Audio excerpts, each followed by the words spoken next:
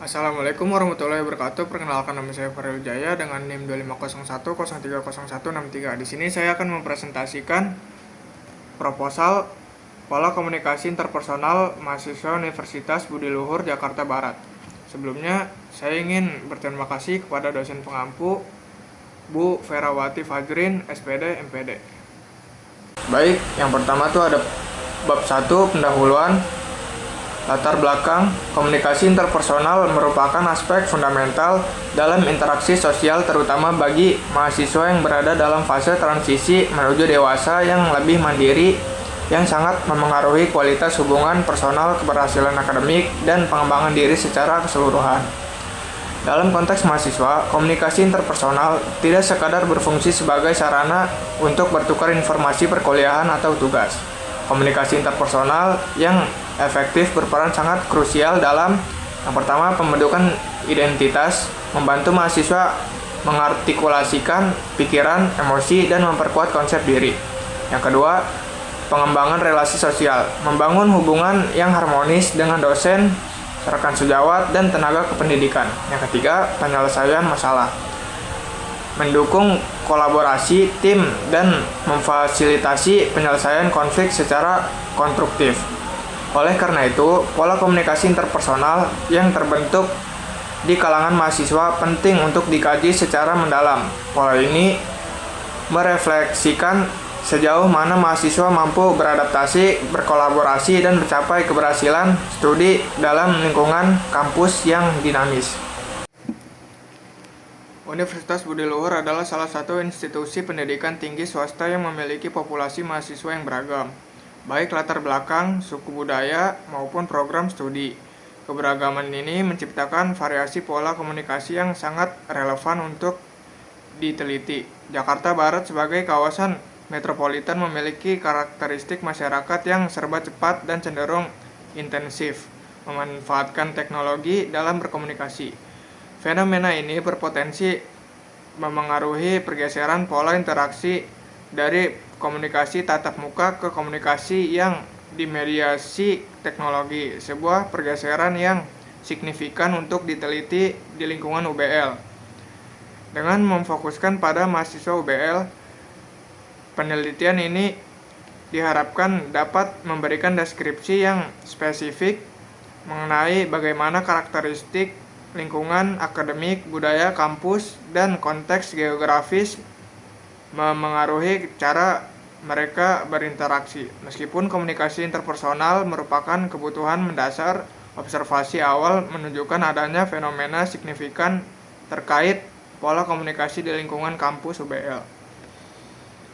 Ganti dengan observasi hipotesis yang lebih formal, misalnya peningkatan drastis penggunaan aplikasi pesan instan dan platform media sosial diyakini memengaruhi tingkat kedalaman, depth, dan intensitas interaksi tatap muka, atau ditemukan indikasi kesulitan bagi mahasiswa lintas fakultas untuk membangun komunikasi suportif. Untuk menguji dan menjelaskan fenomena tersebut, penilaian ini memiliki tujuan utama untuk mendeskripsikan secara komprehensif dan menganalisis pola komunikasi interpersonal yang dominan di kalangan mahasiswa Universitas Budi Luhur Jakarta Barat.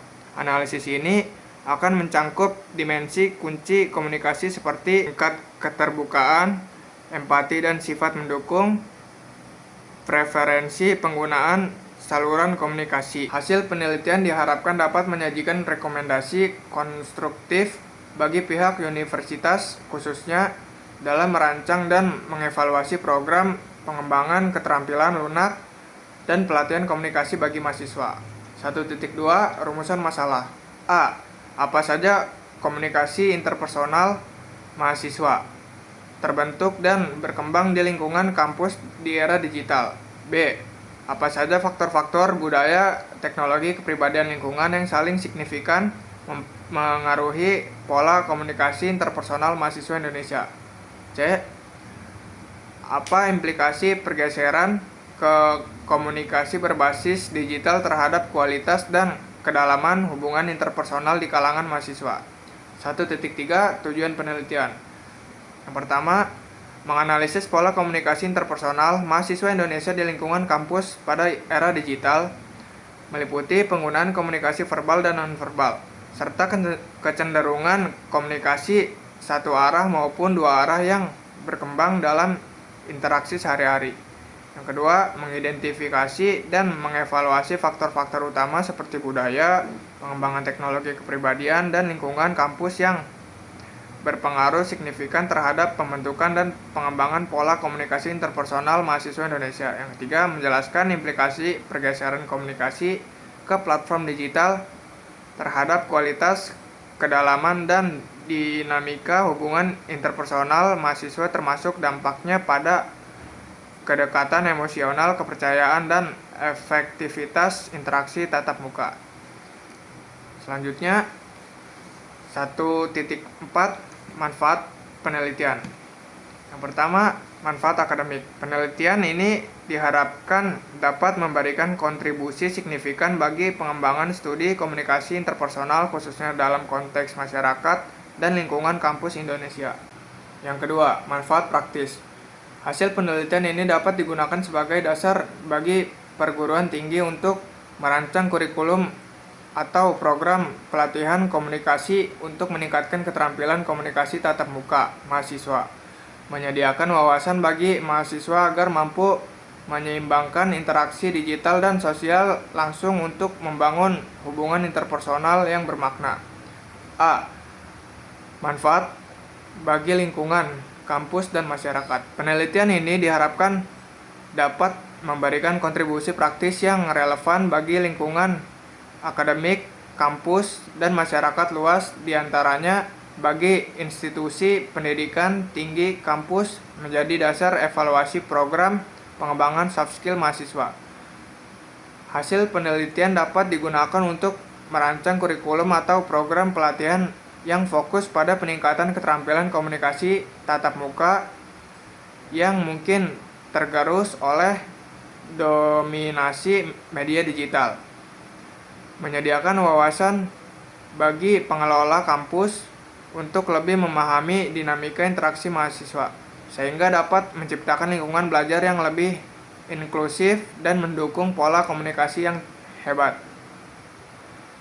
Bagi masyarakat luas, memberikan kesadaran kepada orang tua dan masyarakat mengenai dampak pergeseran komunikasi digital terhadap kualitas hubungan interpersonal generasi muda, sehingga dapat mendorong keseimbangan antara interaksi virtual dan interaksi sosial langsung. B. Manfaat bagi penulis. Penelitian ini memberikan manfaat signifikan bagi penulis dalam mengembangkan kompetensi akademik dan profesional. Pengembangan kompetensi ilmiah, penulis memperoleh pengalaman langsung dalam menerapkan teori-teori komunikasi interpersonal ke dalam fenomena nyata, mulai dari perumusan masalah, pengumpulan data, hingga analisis yang memperkuat kemampuan penelitian ilmiah penulis. Bab 2. Kajian pustaka. 2.1. Konsep dasar komunikasi. Komunikasi adalah proses fundamental yang mendasari semua bentuk interaksi manusia. Dalam ranah penelitian, pemahaman mendalam tentang konsep komunikasi menjadi landasan untuk menganalisis pola interaksi yang terjadi di kalangan mahasiswa. 2.1.1 Definisi komunikasi. Komunikasi didefinisikan secara luas sebagai proses penyampaian dan penerimaan pesan antara dua pihak atau lebih, dengan tujuan menciptakan pemahaman bersama. Berdasarkan model-model klasik, komunikasi dapat dijelaskan sebagai berikut. Model linear menggambarkan komunikasi sebagai proses satu arah melibatkan sumber pesan, transmitter, saluran, dan penerima dengan potensi gangguan. Model iteratif membangun model linear dengan menekankan pentingnya field of experience yang sama antara pengirim dan penerima agar pesan dapat dikodekan dan dikodekan dengan tepat. Model ini juga memasukkan unsur umpan balik atau feedback. 2.1.2 Fungsi komunikasi. Secara umum, komunikasi memiliki beberapa fungsi esensial bagi individu dan masyarakat, antara lain yang pertama, Fungsi informatif menyampaikan data, fakta, atau pengetahuan yang dibutuhkan oleh penerima. 2. Fungsi persuasif, membujuk, memengaruhi, atau mengubah sikap dan perilaku penerima. Yang ketiga, fungsi regulatif atau kontrol, mengatur, mengendalikan perilaku kelompok atau individu. Yang keempat, fungsi sosial dan afektif, membangun hubungan sosial dan mengekspresikan emosi. 2.2 Komunikasi interpersonal. Komunikasi interpersonal adalah fokus utama dalam penelitian ini karena pola interaksi tatap muka dan digital di kalangan mahasiswa menjadi objek analisis. 2.2.1 Definisi komunikasi interpersonal. Komunikasi interpersonal didefinisikan sebagai proses pertukaran informasi, pikiran, dan perasaannya yang bersifat tatap muka atau melalui media yang memungkinkan umpan balik segera antara dua atau lebih. 2.2.2 Karakteristik komunikasi interpersonal efektif. Komunikasi interpersonal yang efektif harus ditopang oleh karakteristik perilaku tertentu dari para pihak yang berinteraksi agar tujuan komunikasi dan peningkatan hubungan tercapai. Menurut DeVito 2016 dan pakar lainnya, komunikasi interpersonal yang efektif ditandai oleh 5 kualitas utama. Yang pertama, keterbukaan. Kesediaan untuk melakukan self-disclosure dan merespon secara terbuka. Yang kedua, empati.